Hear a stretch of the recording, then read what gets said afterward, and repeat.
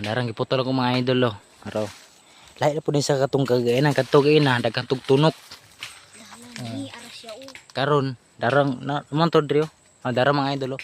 Araw daghang kay nagtunok. Daghang kay nagtunok mga idol. Kani lahi na pud ni. Mo na siyang tawag ani nga patikan.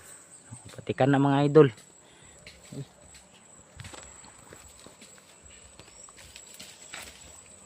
Patikan ni siya mga idol. Muna walay tunok. Katugag kay na daghang tugtunok. Karon wala ni tunok. Sayo na kay ni kuhaan ko naman ni tunok. Pumuk pa jud kay ni tikbason mga idol.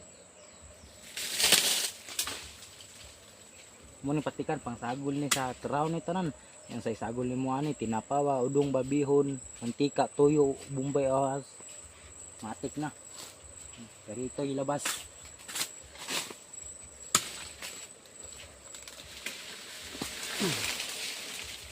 Idol, nababa na din ako. Isa pud kakauban ako tapos babaw. Kauban ako ba?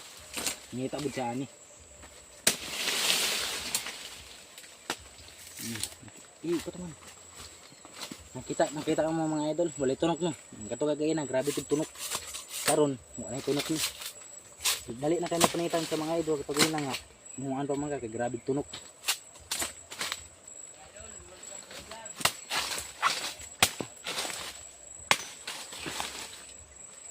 Mga idol no. Kanang mga tunok mga idol, wala nang tunok. Kuan na kain simple na kay ni panitan. Kay may tunok. Di ba dali ra kay pag-ukang.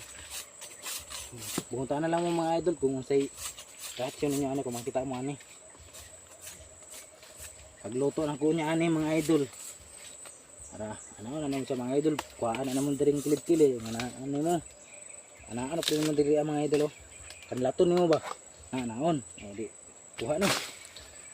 Palit mo ka diri ang mga idol, naman ay group mga idol. Mga idol. Kung kasi dili kabalo dira mga idol ah. Makarelit lang mga idol kay taga bukid man mo. Namo ani. Sible gulay sa inyo ani nga.